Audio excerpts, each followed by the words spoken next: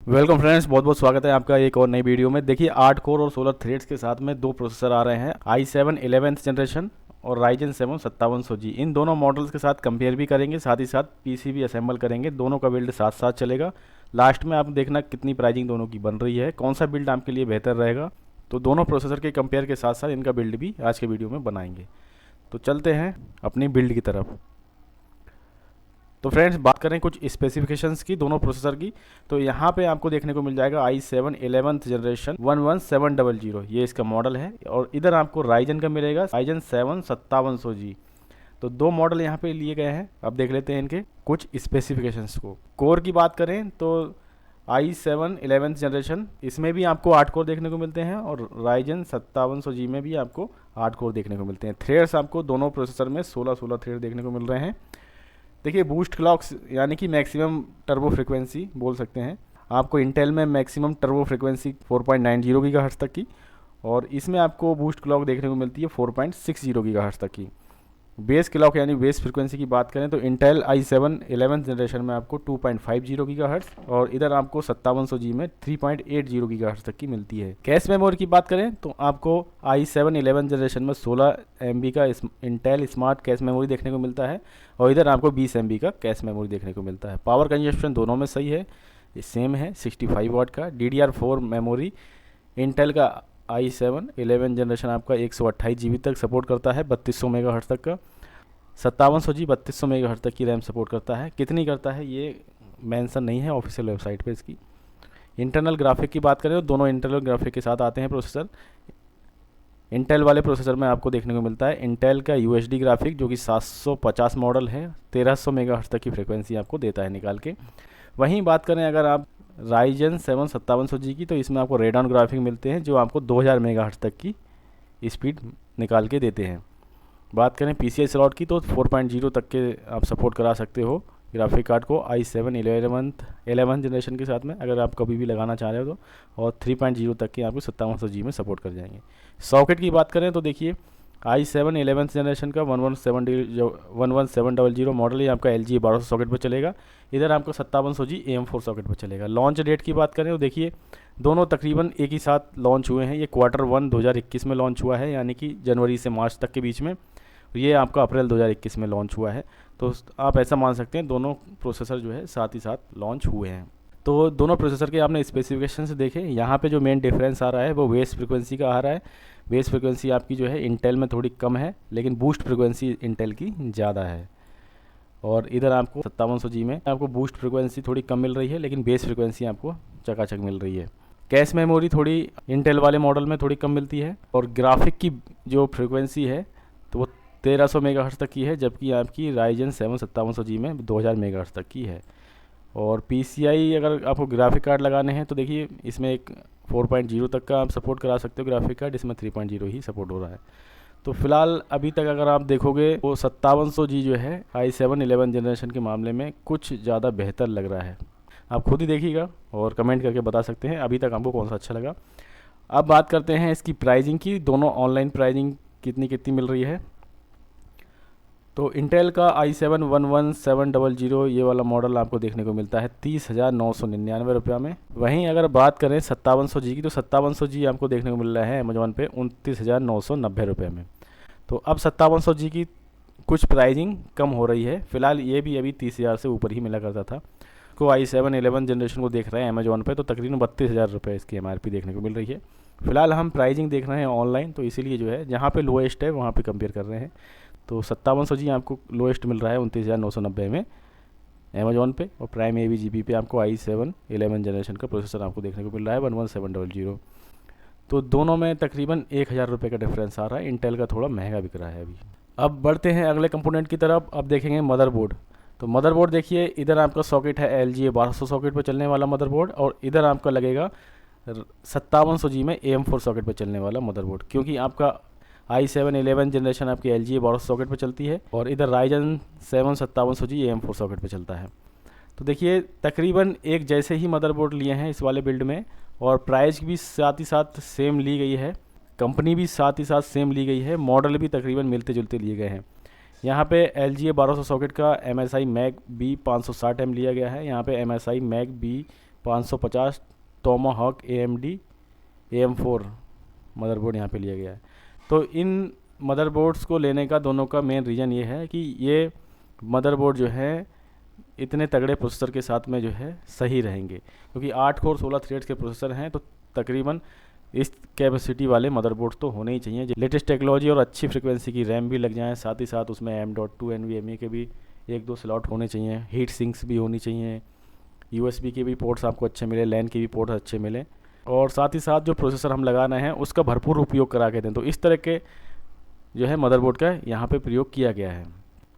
लगाने को तो आप 10,000 के नीचे भी लगा सकते हो। और यहाँ पे मैं आपको एक चीज़ और बता दूँ कि जो 5700G है वो ओवरक्लॉक उसको कर सकते हैं, और जो आपका i7 11th जनरेशन का प्रोसेसर है ये ओवरक्लॉक इसमें नहीं हो पाएगा। इस वाले में ओवरक्लॉक आपका हो जाएगा 5700G में।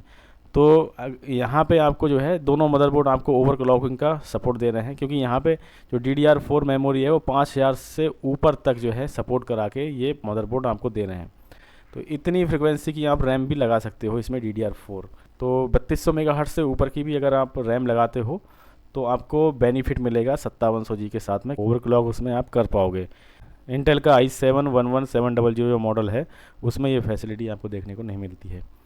तो फ्रेंड्स बढ़ते हैं अगले पार्ट की तरफ। तो अगला पार्ट रहेगा हमारा DDR4 रैम 3200 मेगाहर्ट्ज़ फ्रिक्वेंसी की। तो देखिए 3200 मेगाहर्ट्ज़ की फ्रिक्वेंसी हमने इस्तेमाल की है, ज़्यादा फ्रिक्वेंसी अभी इस्तेमाल नहीं करी है। तो देखिए यहाँ पे 8 GB की रैम का इस्तेमाल किया गया है 3200 मेगाहर्ट्ज़ फ्रिक्वेंसी की, और 2 स्टिक लगाएंगे, 8 GB की 2 स्टिक लगाएंगे, यानी कि टोटल 16 GB हम मेमोरी का इस्तेमाल करने वाले हैं इस वाले बिल्ड में।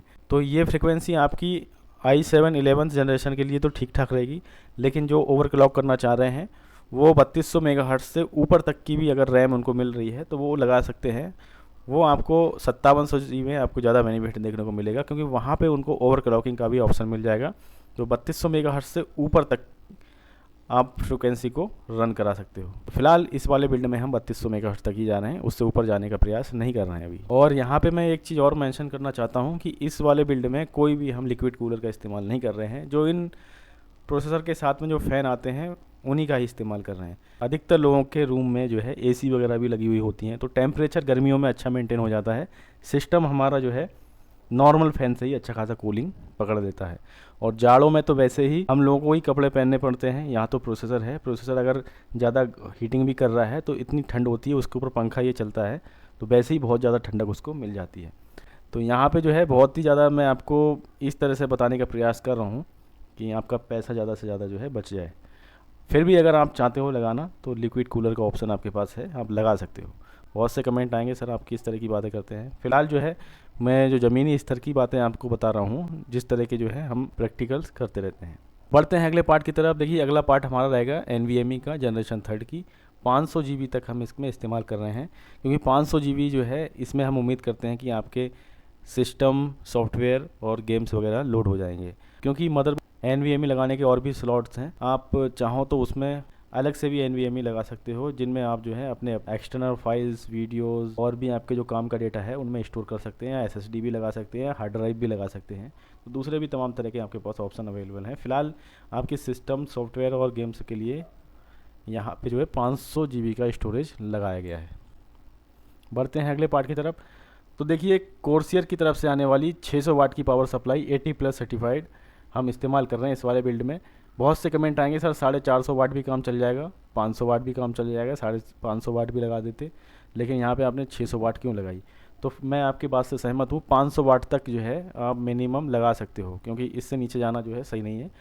लेकिन यहाँ 600 वाट में मेन चीज़ आप देखिए, 600 वाट जो दिया गया है इसके साथ अभी जो है जिस वक्त मैं वीडियो बना रहा हूँ यहाँ पे एक वाउचर भी मिल रहा है 392 रुपये का। अगर हम इसके साथ माइनस कर रहे हैं तो तकरीबन 3100 के आसपास ही, 3150 के आसपास हमें 600 वाट की पावर सप्लाई 80+ सर्टिफाइड और कोर्सियर ब्रांड की हमें देखने को मिल जा रही है। तो हम 550 या 500 वाट में पैसा क्यों डालें, क्यों ना हम 600 वाट की पावर सप्लाई में डाल दें जब उसी प्राइस में हमें देखने को मिल जा रही है। तो यहाँ पे देखिए नीचे 500 वाट का भी मॉडल दिया गया है, 3150 मिल रहा है। तो 600 वाट का जब कूपन लगाने के बाद ही सेम प्राइस में मिल रहा है तो हम 500 वाट का क्यों लें। और अगर आप जब कभी भी इसको परचेस करने की अगर आप सोच रहे हो और उस टाइम में कूपन नहीं मिल रहा है तो आप 500 वाट की भी लगा सकते हो, इसको कुछ नहीं रहेगा, 500 वाट सफिशिएंट रहेगा इस वाले बिल्ड के लिए। और बढ़ते हैं आगे, अगला कंपोनेंट देख लेते हैं। अब रहेगा RGB कैबिनेट। तो RGB कैबिनेट जो है आप 3000 रुपये के बजट में बहुत सारी कैबिनेट्स आपको ऑनलाइन और ऑफलाइन हर तरह से देखने को मिल जाती हैं।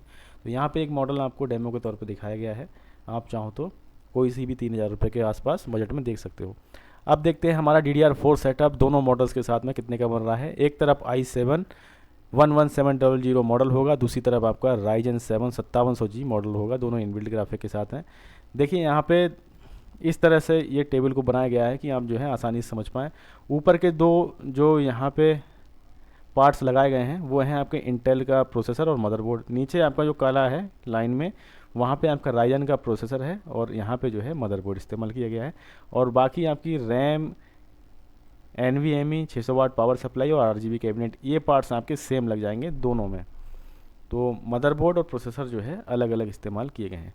देखिए i7 का 11 जनरेशन जो प्रोसेसर है वो आपका 30,999 रुपये का है, और MSI MACB 550M wifi gaming motherboard ये आपका 16,420 रुपये में मिल रहा है। तो ये बात रही आपकी i7 11 जनरेशन के 11700 मॉडल की। अब देखते हैं AMD का Ryzen 7 5700G, इसका प्राइसिंग है 29,990, और इसी का मदरबोर्ड है AM4 सॉकेट पर चलने वाला MSI MACB 550 Tomahawk AMD AM4 motherboard, इसकी प्राइसिंग है 16,593 रुपया। और बाकी 16 GB की DDR4 3200 मेगाहर्ट्ज़ तक की रैम लगा रहे हैं, जो कि 2 स्टिक लगा रहे हैं। एक स्टिक का प्राइस आपका 2899 है 8 GB का, तो 16 GB का आपका 5788 रुपये हो गया, और दोनों में सेम प्राइसिंग जोड़ी गई है। इसी प्रकार 500 GB की NVMe का भी प्राइसिंग 4299, दोनों में सेम लगाया गया है। 600 वाट की पावर सप्लाई कूपन घटाने के बाद 3193 रुपये की पड़ रही है, दोनों में सेम लगाए गए हैं प्राइसिंग। RGB कैबिनेट का बजट हमने 3000 रुपये रखा है दोनों में। यहाँ पे जो बिल्ड आ रहा है i7 11th जनरेशन का आ रहा है, इसकी प्राइसिंग आपको 63,681 रुपये में पड़ रही है। और यहाँ पे Ryzen 7 5700G का आ रहा है, जिसकी प्राइसिंग हमें 62,863 रुपये पड़ रही है। तकरीबन 800 रुपये का दोनों के बिल्ड में डिफरेंस आ रहा है। आप कमेंट करके आप बताना कि कौन सा बिल्ड आपके लिए सही लग रहा है। दोनों के बिल्ड सेम ही सेम आ रहे हैं, पार्ट्स भी हमने अच्छे लगाए हैं।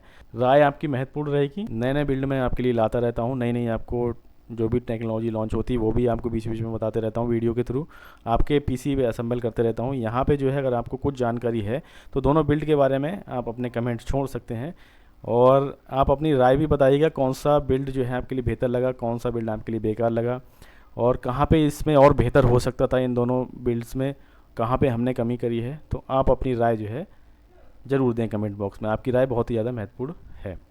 तो फ्रेंड्स अपना ख्याल रखें, मिलते हैं किसी नेक्स्ट वीडियो में। बहुत बहुत धन्यवाद आपका।